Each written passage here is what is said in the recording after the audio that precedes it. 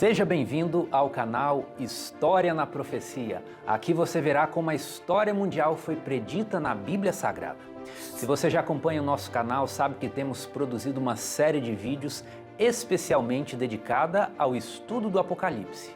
O objetivo dessa série é demonstrar o cumprimento das profecias do Apocalipse no decorrer da história. E para que você fique inteirado de tudo que temos disponibilizado a esse respeito, preparamos uma lista dos vídeos em ordem cronológica e deixamos o link aqui no card. Para não perder os vídeos novos, aproveite a oportunidade e faça sua inscrição agora mesmo no canal. No vídeo de hoje, vamos falar da menção ao trono de Satanás, que é feita na carta ao anjo da igreja de Pérgamo. O que será que isso quer dizer? Qual ou o que era esse trono de Satanás? E qual é a relevância profética disso? É o que vamos ver depois da vinheta.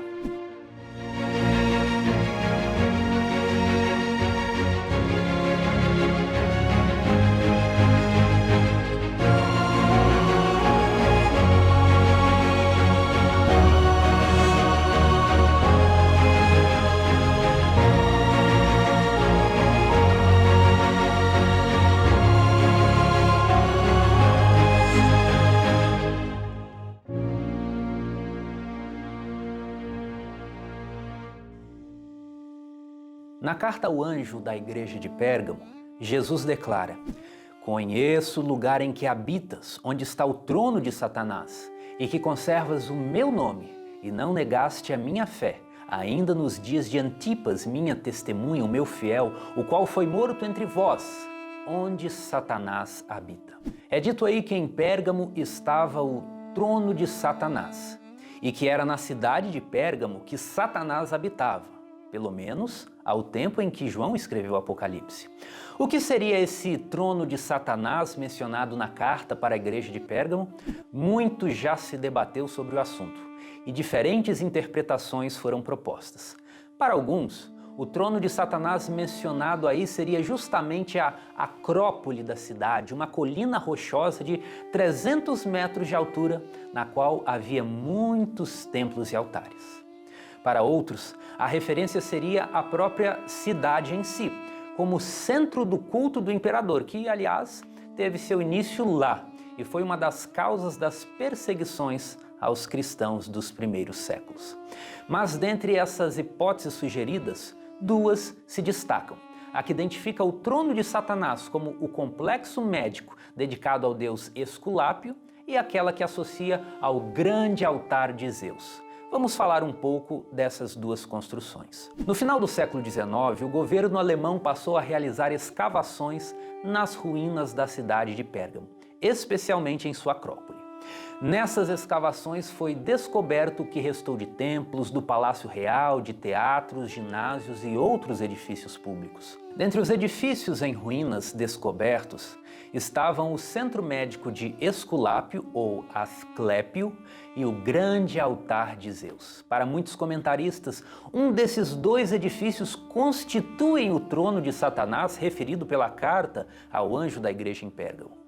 Esculápio era o deus da cura e uma das principais divindades adoradas em Pérgamo. O complexo do Centro Médico de Esculápio em Pérgamo começou a ser escavado em 1928, ao pé da Acrópole. O Asclepium, como era chamado esse centro médico, era acessado por um caminho de 820 metros, ladeado por colunas. Nas escavações foram encontrados salões onde os doentes recebiam tratamentos hidroterápicos e também salas subterrâneas, onde os doentes dormiam para receber mensagens de Esculápio.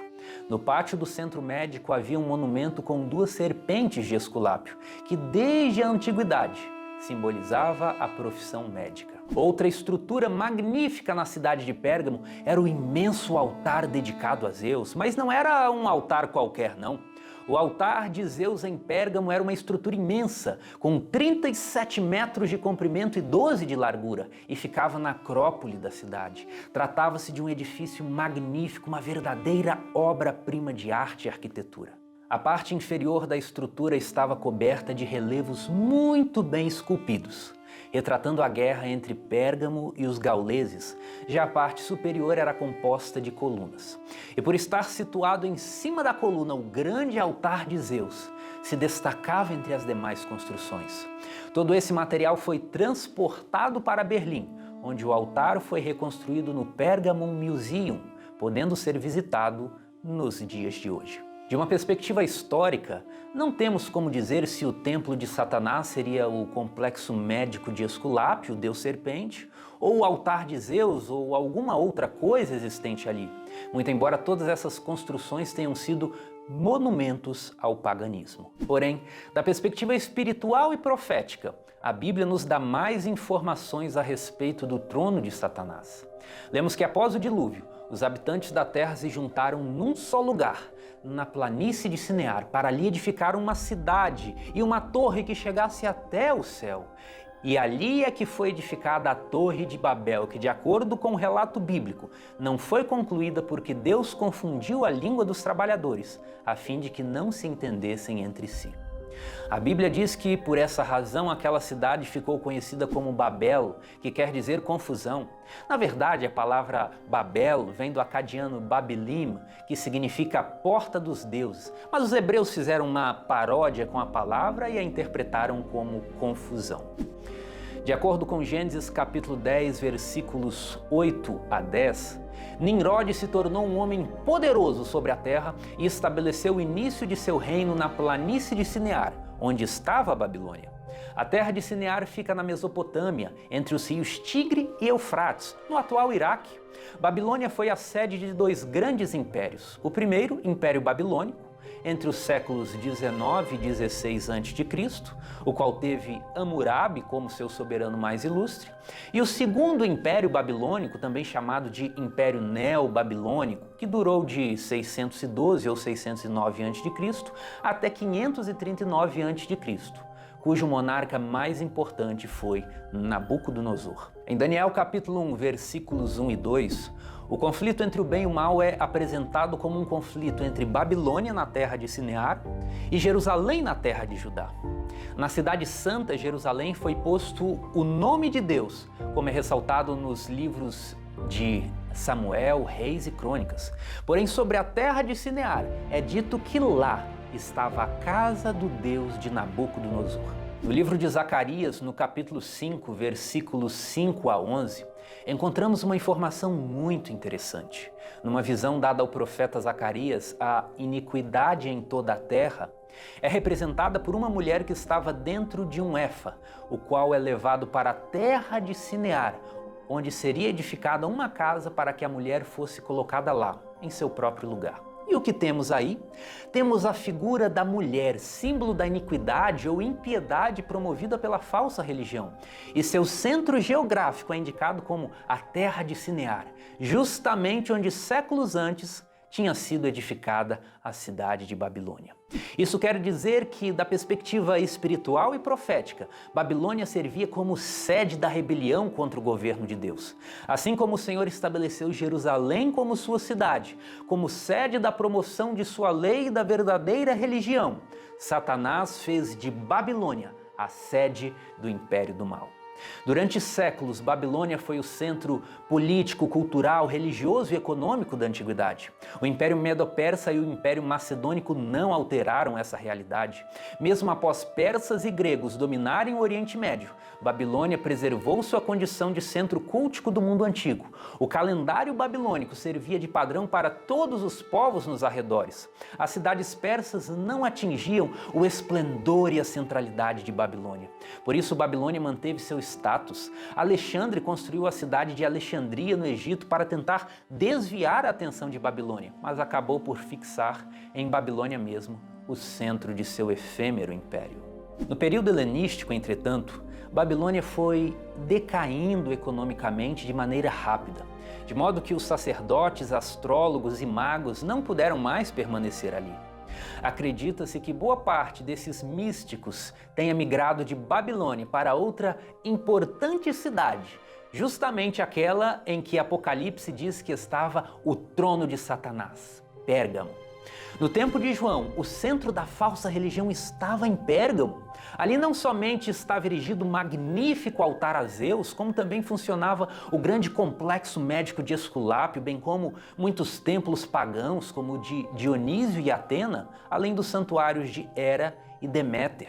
Quando se avança, porém, alguns capítulos em Apocalipse, percebemos que o centro cultural e religioso da falsa religião novamente migraria.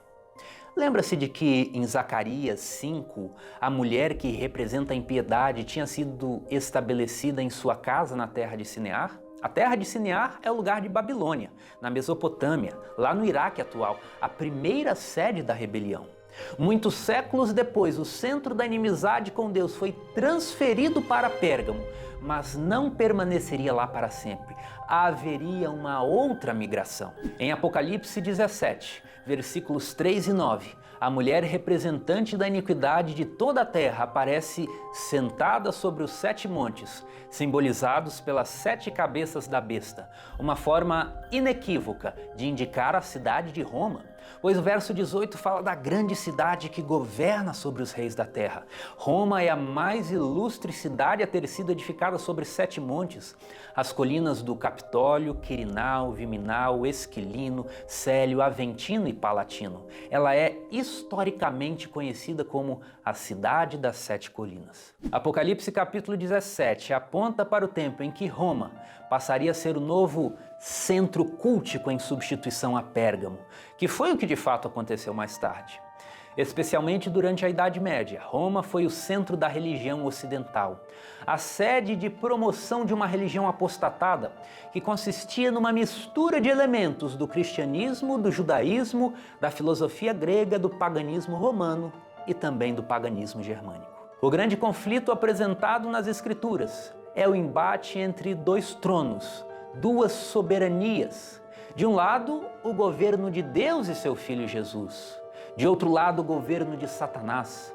Um reino de amor e de justiça em contraste com um império de egoísmo e iniquidade. O reino de Deus promove a verdadeira liberdade.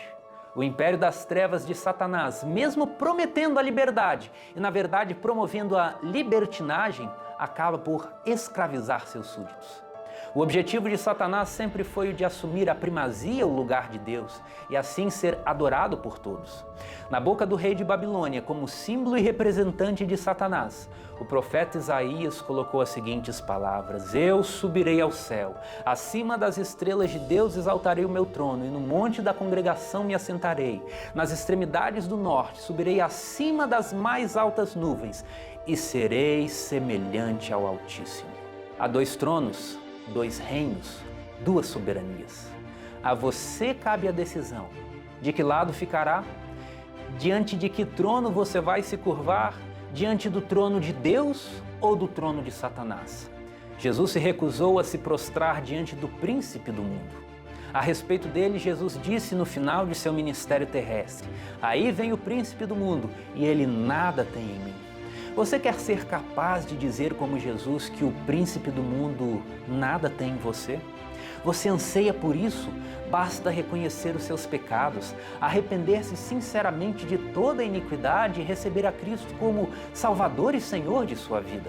Se você permitir diariamente que Jesus reine em seu coração, e se pelo poder do Espírito Santo não der a menor abertura para o inimigo de Deus, vencendo a batalha contra o mal, você se assentará com Jesus em seu trono, assim como também ele venceu e se assentou com seu Pai em seu trono. Essa é a promessa de Jesus para os vitoriosos, aqueles que realmente estão dispostos a santificá-lo como Senhor em seus corações. Que Deus possa reinar absoluto em sua vida e na minha também. Até o nosso próximo vídeo e que Deus o abençoe.